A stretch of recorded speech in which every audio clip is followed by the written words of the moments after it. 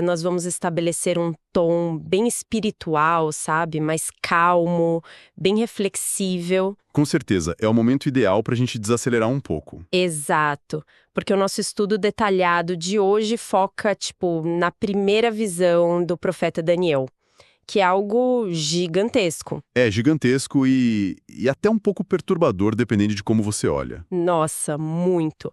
E para quem está acompanhando, a base da nossa análise de hoje são os textos bíblicos, mais especificamente o capítulo 7 de Daniel. Sim, e nós também vamos trazer alguns comentários poderosíssimos que a gente encontra em livros como Profetas e Reis, O Grande Conflito e também Primeiros Escritos. Isso, a nossa missão hoje, o objetivo central desse mergulho, é a gente compreender o primeiro tópico da lição, que é focado em 4 ventos e 4 animais. É o ponto de partida para entender toda a estrutura profética, né? Certo, vamos desvendar isso, porque eu sempre acho que ler profecias antigas é muito parecido com tentar ler um mapa do tesouro milenar. Um mapa que não é tão óbvio à primeira vista, claro. Exato, à primeira vista, os símbolos parecem bem confusos. A gente lê sobre ventos tempestuosos, bestas que saem do mar, chifres que falam. Parece até um roteiro de fantasia ou ficção, né? Parece muito. Mas, quando a gente tem a chave de leitura correta, as coisas mudam. Esses símbolos, na verdade, eles revelam a trajetória inteira da história humana. Eles descodificam a história, sim. E antes da gente focar nesses elementos mais assustadores da visão, tipo os animais e os ventos, é crucial a gente entender quando isso aconteceu. Isso, o contexto, porque essas visões, elas não surgem num vácuo, né? Elas têm um cenário. Não, de forma alguma. Baseando-se ali em Daniel 7, versículos 1, 15 e 16, e também no livro Profetas e Reis, ali pela página 553, a gente vê que isso ocorreu pouco antes da queda de Babilônia. O império mais opulente do mundo. Exatamente. Babilônia parecia indestrutível, mas o império estava com os dias contados. E Daniel não estava lá apenas esperando passivamente de braços cruzados. Aham. Ele estava buscando ativamente. Sim, o texto mostra que ele estava meditando nas profecias antigas, tentando compreender os períodos históricos, buscando a Deus, e foi nesse estado mental que ele recebeu essa série de visões sobre o surgimento e a queda dos reinos. E o que eu acho muito interessante é que a visão veio com uma interpretação. Mas, o texto destaca que nem tudo foi revelado com clareza imediata para ele. Verdade. O próprio profeta ficou assustado. O texto diz que ele ficou perturbado. Nossa.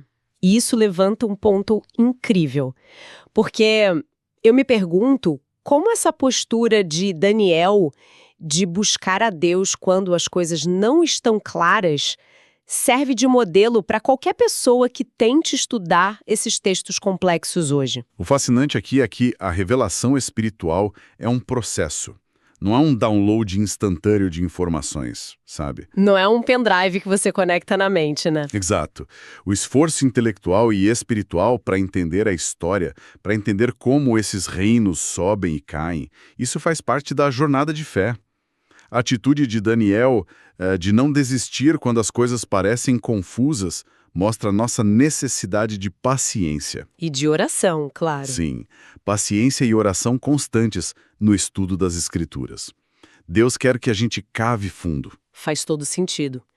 E partindo dessa mente meditativa de Daniel, eu acho que a gente pode avançar para a cena turbulenta que se desdobrou diante dos olhos dele. A ação da natureza e a chegada das bestas. É uma imagem bem vívida. Muito. O texto de Daniel 7, versículo 2, fala sobre os 4 ventos do céu agitando o mar grande. E o nosso estudo sugere cruzar isso com o Apocalipse 17, versículo 15. Isso, para deixar a própria Bíblia se explicar, né? Exatamente, sem adicionar nossas próprias teorias. Em Apocalipse diz que águas representam povos, multidões, nações e línguas. Então, o mar é a humanidade.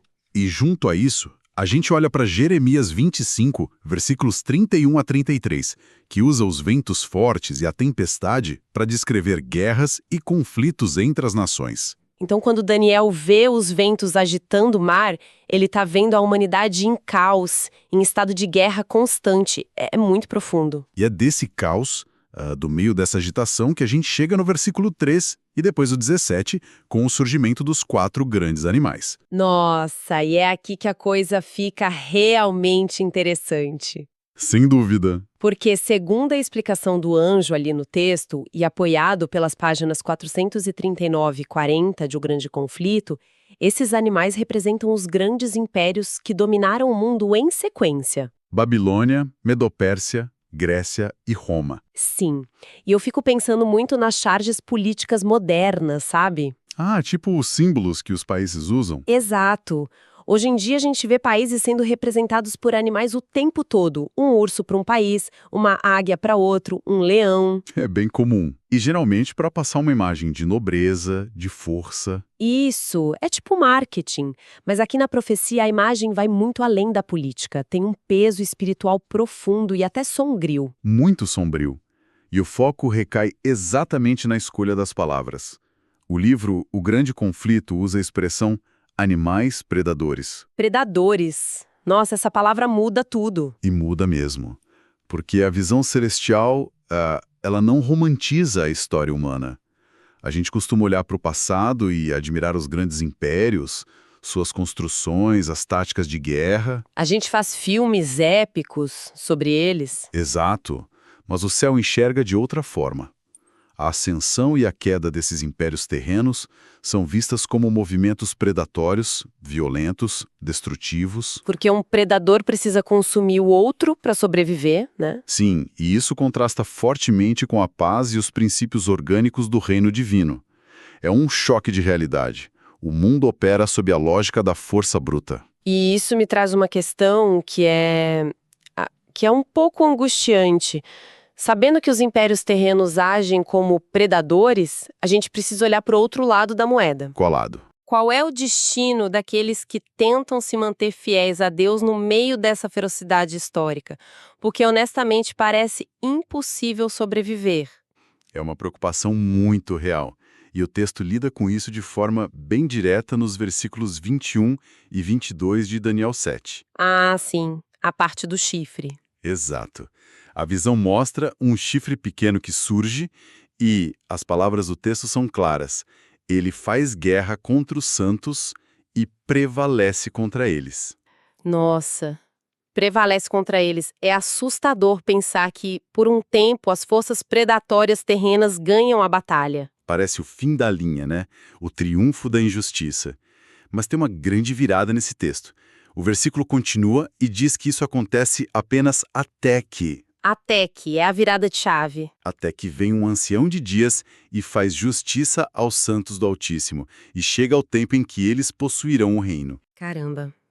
E isso se conecta de forma brilhante com a citação de Profetas e Reis lá na página 547. Ah, sobre o tempo em que estamos vivendo. Sim. O livro diz que, à medida que a gente se aproxima do fim da história, essas profecias exigem nossa atenção especial, porque elas se referem exatamente ao nosso tempo. Exato. E para quem quiser aprofundar, as fontes recomendam ler o capítulo chamado O Grande Juízo Investigativo, em O Grande Conflito, e também a seção Fim dos 2.300 Dias no livro Primeiros Escritos. São recomendações incríveis, mas traduzindo um pouco isso para quem está ouvindo. Então, o que tudo isso significa? Como a gente lida com essa realidade assustadora de que forças terrenas podem prevalecer temporariamente frente a essa urgência do tempo do fim? Olha, se conectarmos isso ao quadro geral, a mensagem central definitivamente não é o medo dos animais predadores. Não é pra gente ficar paralisado de pavor, né? De forma alguma. A mensagem é a intervenção definitiva do Ancião de Dias.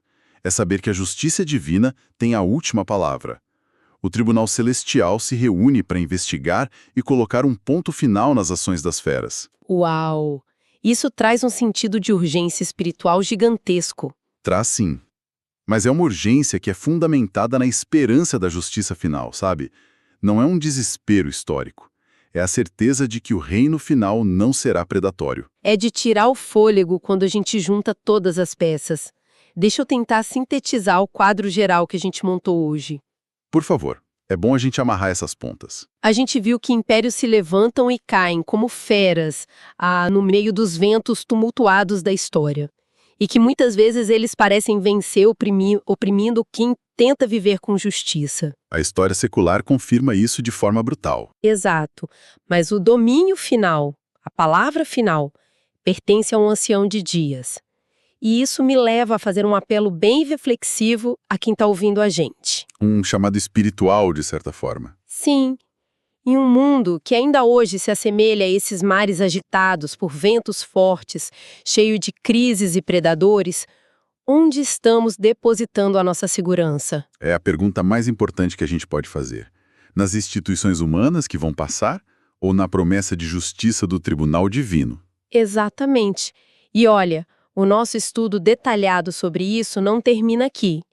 Na nossa próxima sessão, nós vamos continuar explorando a lição de Daniel. E o próximo tópico vai ser imperdível. Muito.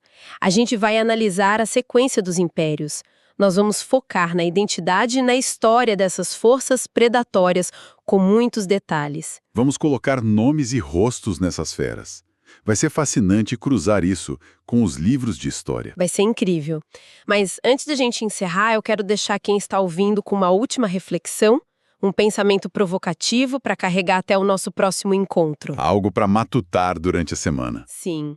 Se os maiores impérios que o mundo já viu, com toda a sua glória e poder, são vistos pelo Tribunal do Ancião de Dias apenas como animais predadores e passageiros, como isso deveria transformar a maneira como a gente valoriza o poder, o status e as lutas políticas nos dias de hoje? Fica o questionamento. O que realmente importa no final? Para fazer a gente repensar muita coisa. Muito obrigada a quem nos acompanhou nesse mergulho. Até o nosso próximo estudo detalhado. Até a próxima.